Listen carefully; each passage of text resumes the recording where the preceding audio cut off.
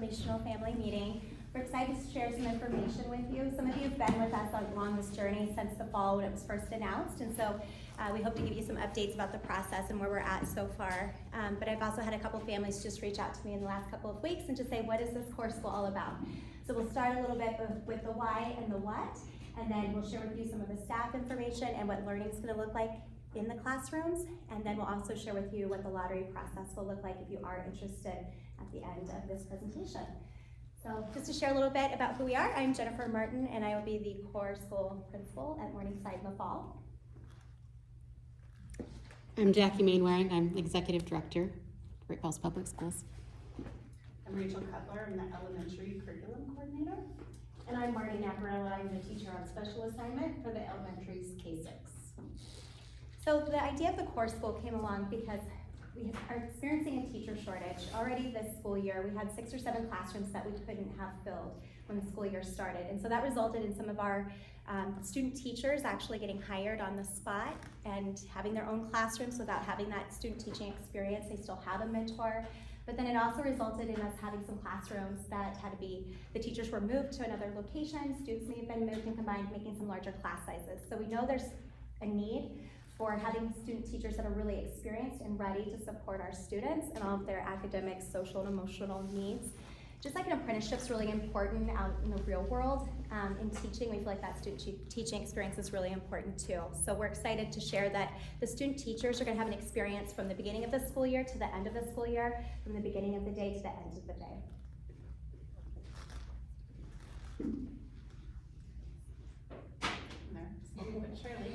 And if you haven't seen this video, this is a message from Tom Moore. Hi, I'm Tom Moore. Hiring and retaining high-quality educators has always been a priority for Great Falls Public Schools. In recent years, recruitment and retention of teachers has become increasingly challenging, and nationwide we are seeing a teacher shortage. At Great Falls Public Schools, we know that it takes innovation and creativity to come up with the best solutions for our students and our community. We're excited to introduce a new immersive learning environment that will grow educators, Great Falls Public School employees, and our students. Our plan is to create a magnet school in one of our existing elementary buildings. The purpose of a magnet school is to attract students from all over the region. In our school, classroom educators will also be college instructors. Education majors will work and learn alongside the instructors while delivering exceptional education to K-6 students. Classrooms will be staffed with master teachers. These educators will work collaboratively to design and deliver adaptable instruction that evolves with our ever-changing world. The next step involves nurturing future educators early in their college careers. Pre-service teachers will be hired as school employees and immersed in the daily operations of the school. They will observe, learn, plan, and practice while completing their coursework. This extended exposure to a school environment will better prepare them for their own classrooms, ultimately increasing teacher retention and reducing burnout during the formative years. Additionally, the school will support current GFCS teachers by providing a place for them to learn, observe, and collaborate, fostering a culture of continuous growth. Families will have the freedom to choose if their child attends the magnet school. Students will be supported by many different adults with unique skill sets, which will greatly benefit their learning. We believe this model will increase student achievement and grow high-quality teachers who feel supported and want to stay in the profession long-term. In addition, offering meaningful professional development and support to our existing educators. Hi, I'm Tom Moore. I'm the superintendent of Great. You don't need to hear it again. Okay, so I'm going to talk a little bit about some words that we need to have some shared common language for. So in order to understand the core school, you need to understand a couple of these words. So the first one that I want to talk to you about is a magnet school. You may have heard Superintendent Moore refer to it as a magnet school in the video. That's because as we started this journey, we weren't entirely sure that a charter was going to be a possibility. And so that has been an exciting part of the journey. But initially we had a conversation about it being a magnet school, and all that is it's a school that will draw kids from different neighborhoods across Great Falls, but also offer something unique and different. And so the core school will offer two things unique and different. One, having pre-service teachers and all of the adults that will be supporting students, but also some unique opportunities for instruction. The next thing I'm going to talk about is a private charter school. So before I start, I will tell you that the core school at Morningside is not a private charter. So there are private charters vary. There are thousands of them across the country. Montana's kind of late to the game in terms of charter schools. It's been a long time. They've existed other places for 20 and 30 years. But typically a private charter school is run by a private organization. It's not funded by the state or the federal government. It is funded entirely by a private organization. Might be a religious group, might be a corporation. And they get to make those decisions about students' education. Typically, it's not open to all students. Students have to apply to attend. There might be academic requirements. Also, they may not accept students with IEPs or students that have other needs. And often, students have to pay tuition to attend the charter school.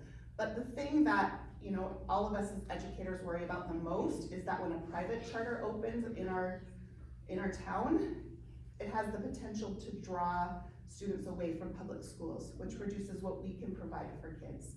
So, and also having certified teachers and a required curriculum is not a part of a private charter either. So, not the best option for Montana.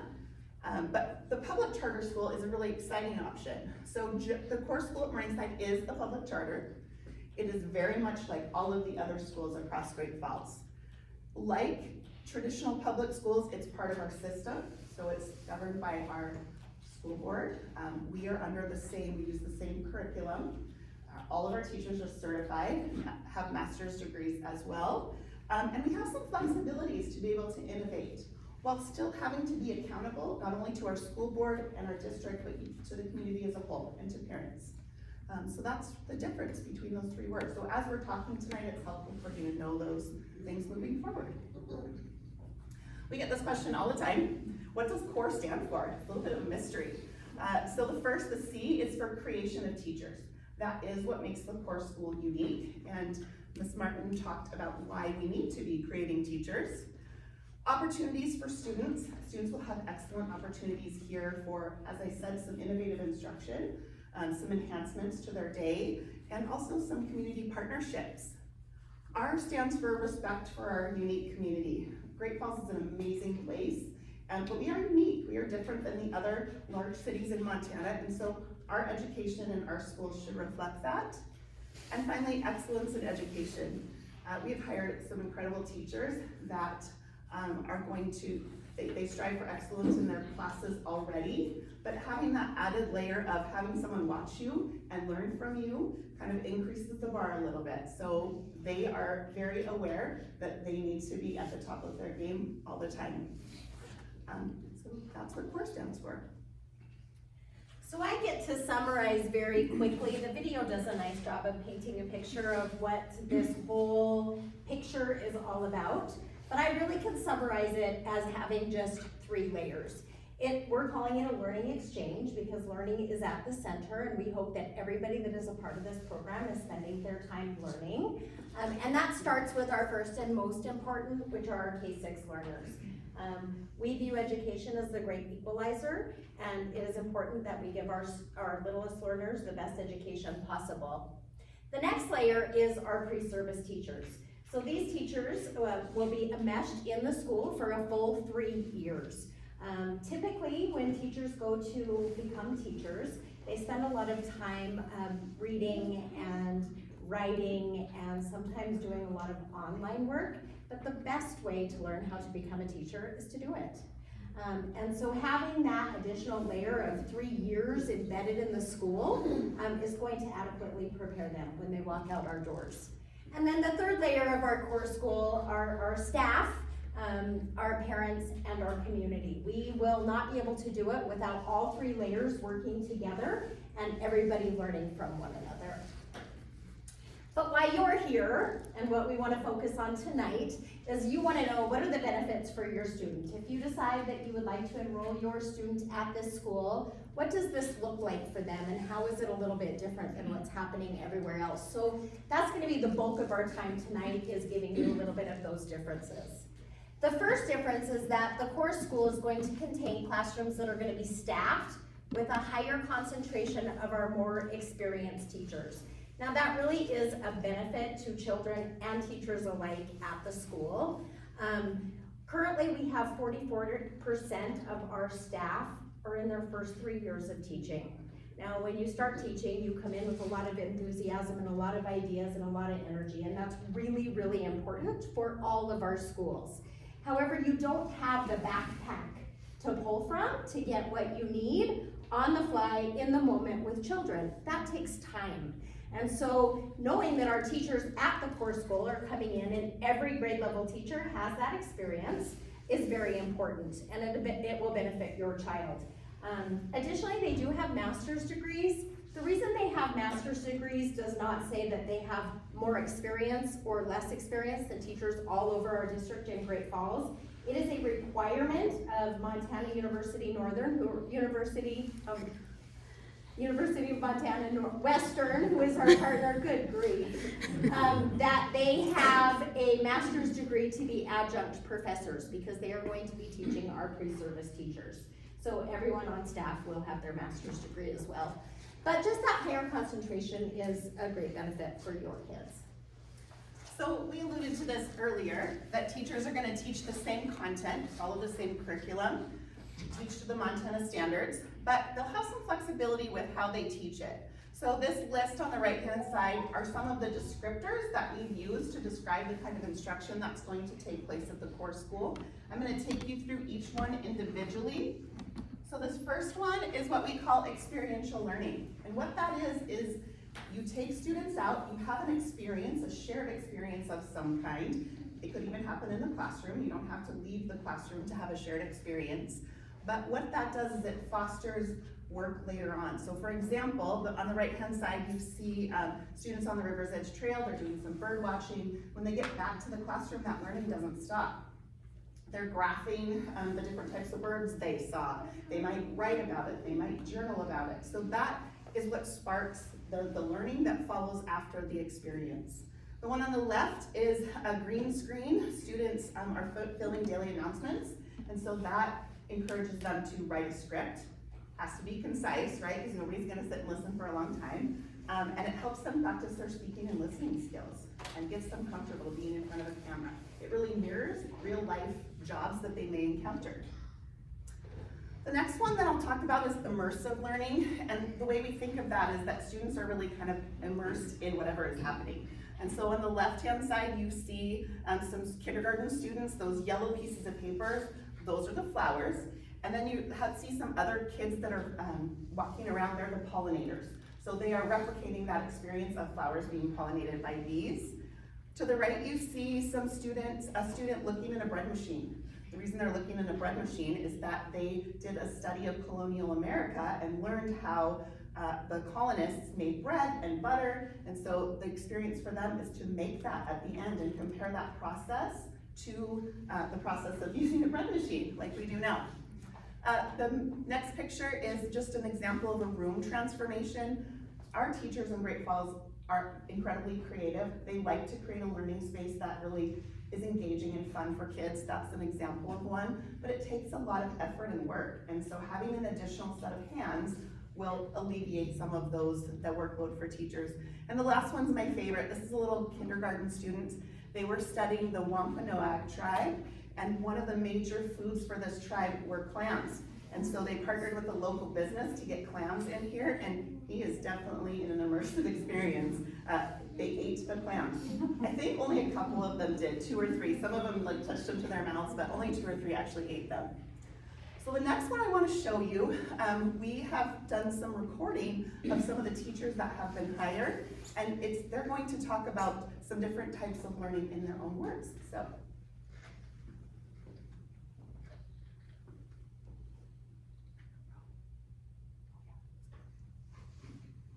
Hi, I'm Ann Molyneux, and I'm going to be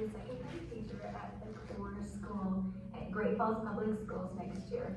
I am so excited for what the Core School has to offer our students at Great Falls.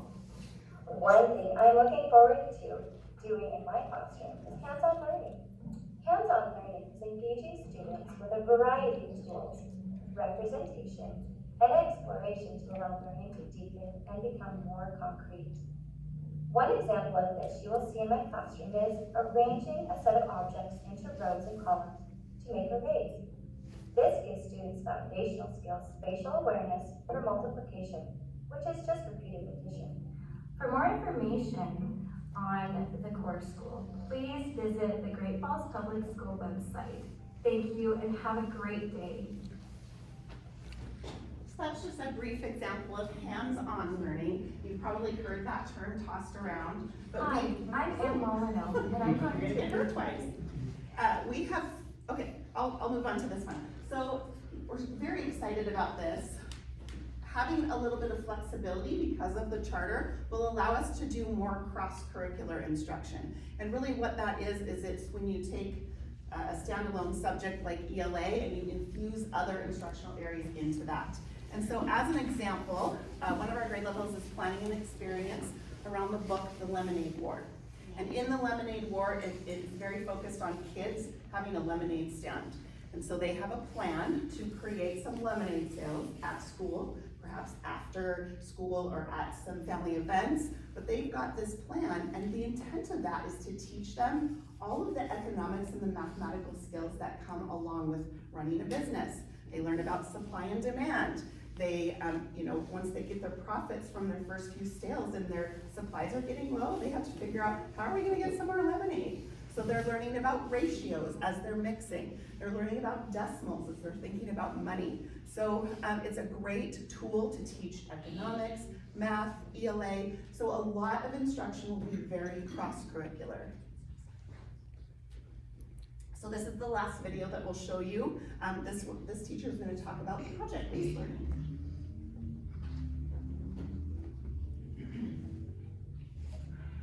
Hi, I am Kimberly Clark, and I am going to be the 6th grade teacher next year at the Core School at Morningside Elementary. I'm really excited to see what this Core School will do for our students and for our community. One thing I'm really eager to share with our students is what we call project-based learning. Project-based learning is one way to engage our students and to connect what we're doing in the classroom with the real world. Project-based learning oftentimes starts with a question, and then those students take that question and they research, they collaborate with others, they problem solve, they think critically, they observe data, and then they produce an end product. One of these examples you will see in my classroom will be students making podcasts. Podcasts are super engaging, very popular right now, so it's one way that students will convey messages to other students in the building or even students in other schools. They might showcase their knowledge from previous lessons, or they might become peer mentors for other students. But they are going to be able to work on their critical thinking skills, their researching skills, and to really hone in on their communication skills. I'm really excited to share this project with you along with many others next year at our Core School. And if you would like more information on our Core School, please visit our GFPS website. Lots of excitement and enthusiasm for the different types of instruction that can happen. So another and final benefit in thinking about what this might look like for your K-6 learners, here you see an instructor and then a teacher assistant working together to provide instruction for students. What this does is it creates a smaller adult to student ratio. When you have 2 adults in the room, you can do the types of learning that Rachel was just speaking to. Sometimes those are very messy, they are time consuming, you've got to gather supplies, and that type of learning takes additional hands. And so this will allow this to happen more frequently at our school and give some more individualized attention for your students. And then gives your child more opportunities to build connections with caring adults, which is a life skill. The more you can connect with different types of adults in life, the more prepared you're going to be for the real world. And so the last thing that we're really excited about at the Core School is going to be our opportunity to partner with the community. We can't expect for our students to be successful in the real world without some practice, and so we need to bring the real world to them. Now, Great Falls does a beautiful job. All the schools do a great job of partnering with our community. Our community are fabulous partners. But what's gonna make this a little bit different is that we hope to have a reciprocal relationship with our community partners. And let me explain what that means. If you look at that top left image there of a bank account, I want you to picture us partnering with a bank in town, a local bank in town, and they would come in and work with our students on some life skills. I don't know if you see those funny memes all the time, like, you know, I know how to find a square root of something, but I never learned how to do my taxes. Those type of things, those life skills that we need to be working with students. We could bring in this banking partner to do some of that work with our students. And in reciprocity, what we can do for them is we can use a green screen and record some advertisements for them. And so that's that back and forth where the community partner gives to us and we find a way to give back. Or at a restaurant, you think of kids needing to learn proper etiquette. How do you eat at a restaurant? What does that look like? Where does the silverware go? How do you sit in a chair? How do you talk to servers? How do you order off a menu? And so having them teach us some of those skills, and in reciprocity, we say to them, do you have a special event where our students could partner with your servers and help? Imagine the experience that kids could get giving back to the community in that way. Partnering with a medical provider, we have a lot of medical students in this town, and one of the things they need to practice is how do you talk to a patient about medical issues. If they came into our school, 1st and 3rd grade, we have human body units, and they came in and practiced what it was like to explain what's going on in your body to a 1st and 3rd grader. And in reciprocity, then we could do some things for them as far as giving them support and helping them. Military, our last one, we are very fortunate to have the military in Great Falls. They provide a lot of things for our community. You always see them out giving services and helping those around us. And we would like to give back to them. We could write letters to those that have been deployed. We can do some Veterans Day celebrations, things like that. So that reciprocity of the community involvement is very important to us. So we've been going through the process of hiring the staff. You saw some of the slides that had pictures and some information about them. They are so excited to get started. In fact, a lot of them have already started to partner together to plan some of these different learning experiences that were just shared with you tonight. We have several activities that we have planned coming up where we want to get to know our students once we have them selected and our families. So just once you get in through the lottery process, just be on the lookout for some information for some activities coming up so we can get to know you, because we want to be ready to go come August, September. So I'm going to talk a little bit about this lottery. So one of the expectations of the charter is that we have an advisory board. And so we have an amazing volunteer advisory board. They've met frequently. We have really deep conversations about lots of things, but also the lottery. And so a lot of how the lottery was designed by this work with the advisory board. Some things that were important to them to consider, and so I'm going to share those with you. The other piece that you need to know is it's just a part of PowerSchool. So when you go in to fill out the enrollment form, it's going to probably look somewhat familiar to you because it runs out of PowerSchool. Lots of districts use this tool, and it will help us ensure that our lottery is equitable. So this is how the lottery was designed. The first priority is seating current Morningside students and those that live in the Morningside area first. Morningside is their school and some of your school, and it's important that they have the opportunity to stay at their home school. So that was the most important. Next was seating families together. If I have a 4th grader and also a 1st grader, and I only get a spot for my 4th grader, I'm gonna be concerned because, you know, that I'm driving to 2 different schools and there's a lack of connection there. So seating families together was important. The third thing is maintaining the same demographics that Morningside currently has now. One of the criticisms of mainly private charter schools is that they're elite. They don't take all kids. And so by ensuring that our demographics stay similar to what they are now, in terms of students with IEPs, students receiving free or reduced lunch, and military affiliated, will keep the feel of Morningside as it is now. Up to 10%, part of the charter also says that up to 10% may be children of Morningside staff. That's written into the charter. And then seating those who apply before the deadline. So we'll talk with you a little bit about the deadline. I know many of you may have filled out the Google form way back many months ago to express some interest. This is a different form and you will need to fill this out. But it's, as Marnie said, it's not first come, first serve. Just making sure that if you apply before the deadline, you'll get in that first run of the lottery. So, how do you apply? Thanks, Rachel. Yesterday at noon, the lottery link went live on the GFPS website. So I'm gonna tell you how to navigate to that now, and then I'm gonna tell you, as soon as our session is over, we can help you enroll in the room down the hall. We have some computers set up if you would like support, but it's pretty easy to do on your phone. And as Rachel said, it runs through PowerSchool, so it's gonna look very familiar to you. What you need to know is it is not a first come, first served process. So it doesn't matter whether you fill out that form tonight, tomorrow, the next day, that doesn't give you any preferential order into the lottery. Current Morningside students, if you're a Morningside family, at spring conferences, your teacher should have asked if you were interested in staying at Morningside. If you said yes, you have already been rolled into the lottery and a spot has been saved for you. If you are unsure of that process, and if you did say that you wanted to stay, we do have a list of Morningside families that we have already imported into the lottery, so you could check that tonight. We are going to be running 2 lotteries. The first lottery is for grades 1 through 6. And so the deadline to submit the form for that is April 25th. So you will have from tonight all the way to April 25th to fill out the lottery form.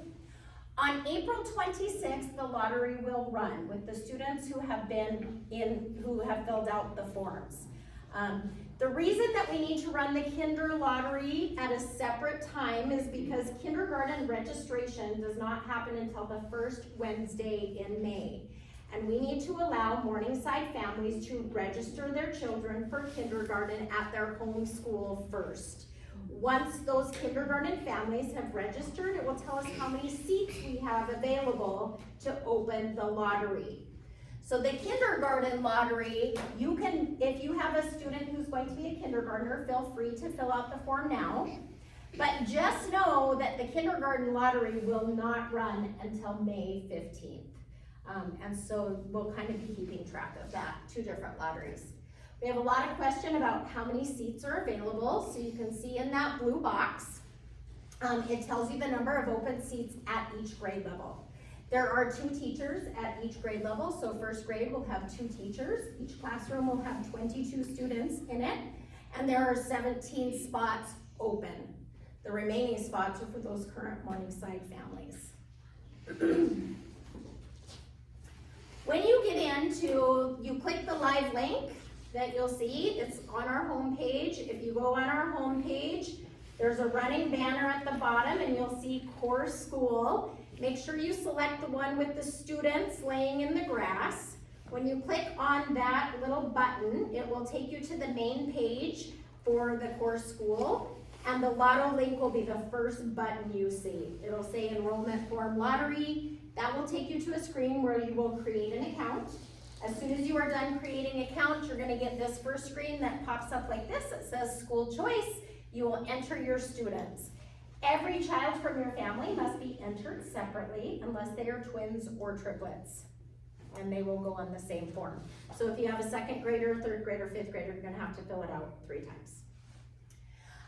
When the lottery is run, so after that April 26th deadline for grades K1 through 6, we'll run the lottery. On the 27th of April, you'll receive an email. And the email will tell you, you will click here, it'll say click here. Rachel's gonna show you an example here in a minute, and it'll let you know if your child has been seated or waitlisted. So this is what the email looks like. A couple things that I want to point out is that once you accept the seat, it's assumed that you're going to attend. And if plans change, which sometimes they do, you'll need to contact the Morningside main office so that we can open up that seat for someone else. if you decide to decline a seat, let's say you get this email, it says your child has been seated and you think, oh, we're gonna go a different route, that will take your child's name out of that. If you decline that seat, it will no longer be in the lottery moving forward. Where it says active link, please click here. That is unique to the child. And so when you click on that, that is what will generate this email. And you need to accept the seat using the link above by May 3rd. So this is for the 1st through 6th grade lotto. It'll be different for the kindergarten lottery. So that's what it will look like. You wanna hang on to it when you get it, but it will come back to us and we'll be able to seat students that way. Okay, so we've had several frequently asked questions, some that are listed up here, but from some of our other sessions. One of the questions we got a lot is our gifted and ECS classes. Those will still be offered just like any of our other elementary schools throughout the district. Along with any special services, we'll have music, we'll have a counselor and orchestra, band. So all of those specialists will still be offered just like any of our other buildings and schools in Great Falls. As far as transportation, if you are going through the lottery process and Morningside's not your home neighborhood school, you do need to provide your own transportation. It's just like the permissive process for any of our other elementary schools if you did not want to attend your home school. So keep that in mind. For some of our families that are currently at Morningside that do not want to participate in the core school, they are getting transportation to a school nearby, and so that has been shared with them. As far as students, Morningside was selected as the school because it was underpopulated. There's quite a few space for more classrooms and for more students there, and so that allowed us for this opportunity to bring in these additional teachers. And then parent involvement, that's been a question we've gotten. Yes, we want to partner with you. We invite parents and our community members into the classrooms. Our teachers are ready to partner with you. We've had some ideas about like an archery club maybe, but we would need help getting that sponsored, getting that started for the equipment, maybe even like a chess club in the library, that sort of thing. So we would love volunteers to come in. There is a process if you want to volunteer in the classroom through the district level to have a background check done. Ultimately, the end goal is that we want to provide a high quality learning experience at Morningside by creating this learning exchange for all involved that allows our students to grow, enables students and our future teachers and current teachers and families to grow. So we are excited about this. And on our next slide, we have the QR code that you're welcome to access, or you can access this at home or again on those computers that are next door. But we'd like to open this up, so we've been up here for a little bit, and so we would like to know what questions